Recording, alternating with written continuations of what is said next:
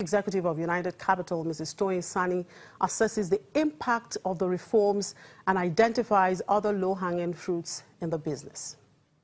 Originally, the registrar businesses in this market were just departmental functions of the largest companies in the market. So banks and large corporates set up a desk typically to manage the records of their shareholders, respond to inquiries from shareholders. It was a pretty basic function. Over time, these companies or these desks evolved into independent subsidiaries of these companies. So you had commercial banks, investment banks, and some of the large corporates in the market setting up the registrar desk as a subsidiary. And eventually, with the CBN reforms that we had at the end of 2012, when banks in particular were asked to either form holdco companies to hold some of these subsidiaries or to divest from them, then they emerged into independent companies. And Africa Prudential went a step further, didn't just become an independent company, but became listed on the Nigeria Stock Exchange.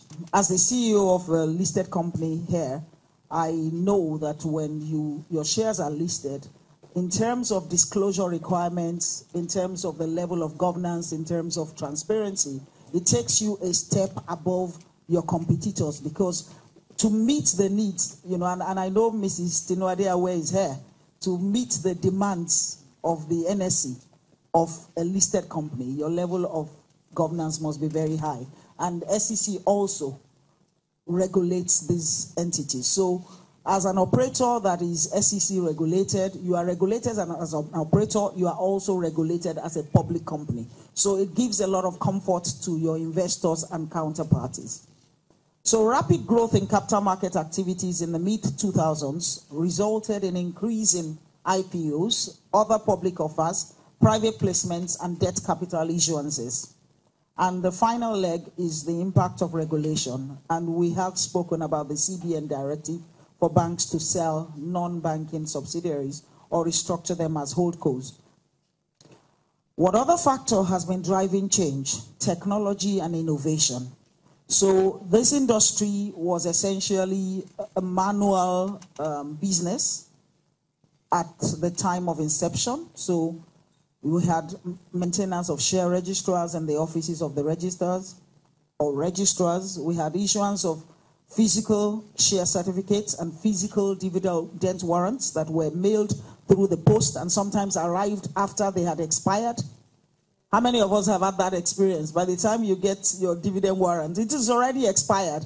Then you go through the process of getting your bank to, identify you or something like that, that you are who you say you are.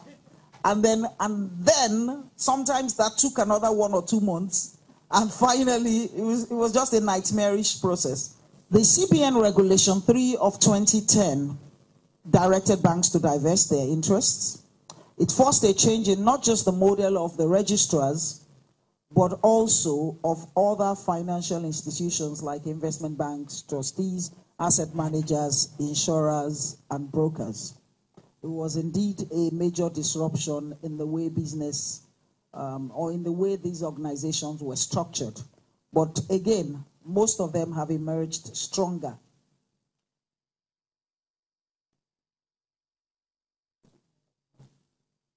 What then have been the recent trends and regulations in this area affecting this area of business? E-dividend is a major one. The SEC aims to end the issuance of physical dividend warrants with a view to mitigating risks associated with physical dividend warrants and improving investor experience. Of course, there are a lot of risks. The warrants can get lost. They can get missing in the post. They can get delayed for several months. They could end up in the wrong hands. And we had cases of them ending up in the wrong hands and, fraudulent people working with some people they had in some banks actually getting the dividends that belonged to shareholders.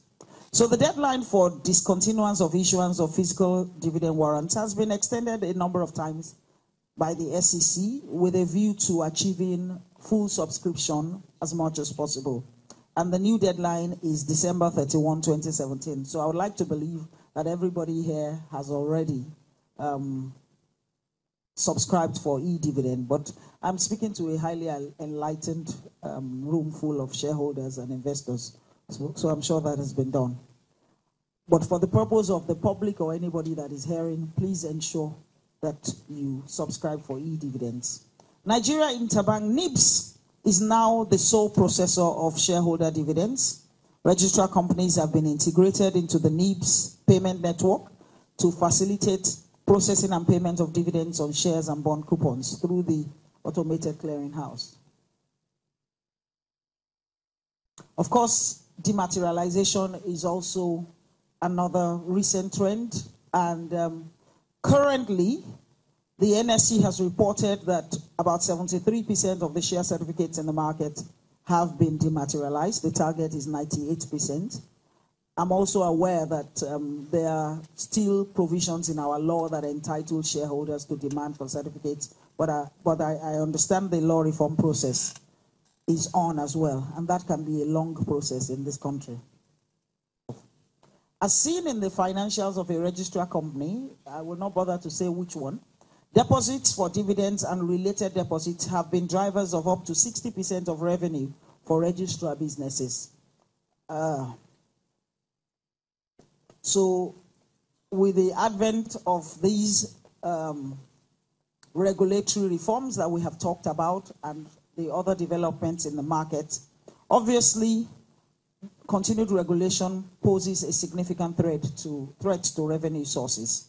Forward-looking registrars like AP PLC or AfriPrud PLC are not sitting idle, but are redefining their business, reviewing models such as your resources, your processes, and your profit formula in response to this threat. Registrars, also known as transfer agents in other countries, must look for more opportunities, even beyond the capital market.